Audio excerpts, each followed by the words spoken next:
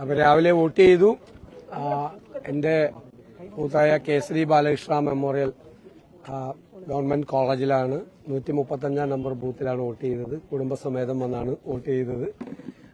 തീർച്ചയായിട്ടും കേരളത്തിൽ എല്ലായിടത്തും എല്ലാവരും ഈ പോളിംഗ് പ്രക്രിയയിൽ പങ്കെടുത്ത്, ഈ ജനാധിപത്യ പ്രക്രിയയിൽ പങ്കെടുത്ത് ആ ജനാധിപത്യത്തെ വിജയിപ്പിക്കാൻ വേണ്ടിയിട്ടുള്ള ശ്രമങ്ങളിൽ പങ്കാളികളാകണമെന്നാണ് എന്റെ ആദ്യത്തെ അഭ്യർത്ഥന.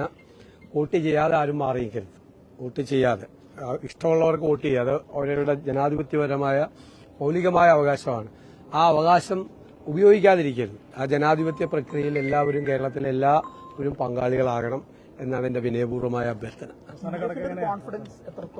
തീർച്ചയായിട്ടും ഞങ്ങളെല്ലാം അസസ് ചെയ്തിട്ടുണ്ട്. നേരത്തെ പറഞ്ഞതുപോലെ 100-ലധികം സീറ്റുമായി UDF അധികാരത്തിലേക്ക് തിരിച്ചു വരും. ഇപ്പൊ നേരത്തെ കഷ്ടിച്ച് ഞങ്ങൾക്ക് ഭൂരിപക്ഷം തന്നിരുന്നവരൊക്കെ അഭിപ്രായം മാറ്റിയല്ലോ. ഭയങ്കര ബുദ്ധിമുട്ടായിരുന്നു ഞങ്ങൾക്ക് ഭൂരിപക്ഷം തരാൻ വേണ്ടിയിട്ട്. ഭയങ്കര പ്രയാസപ്പെട്ട് അപ്പൊ അതിന്റെ റേറ്റ് ഉയർന്നു വന്നല്ലോ. ദേശീയ സർവേകളിലെല്ലാം നല്ല നിലയിലേക്ക് UDF വരുന്നുണ്ട്. എല്ലാ ദേശീയ സർവേകളിലും മികച്ച രീതിയിൽ നടന്നു. ഈ തട്ടിക്കൂട്ടിയ സർവേകളുടെ കാര്യമല്ല ഞാൻ പറഞ്ഞു. തട്ടിക്കൂട്ടിയ 2-3 സർവേകൾ കേരളത്തിലുണ്ട്. അതായത് കഴിഞ്ഞിട്ട് നല്ല വിശദമായിട്ട് പറയാം. അവരുടെയൊക്കെ വിശ്വാസ്യത അവർ തന്നെ കളഞ്ഞു വിളിച്ചിരിക്കുകയാണ്. ഞാൻ പറഞ്ഞല്ലോ, 3 മാസത്തിനിടയിൽ 4 പ്രാവശ്യം കേരളം മുഴുവൻ ചുറ്റി സഞ്ചരിച്ച ഒരാളാണ് ഞാൻ. ജനവികാരം കൃത്യമായി ബോധ്യപ്പെട്ടിട്ടുള്ള ഒരാളാണ്. ഞങ്ങളുടെ കൃത്യമായ അസസ്മെന്റാണ്.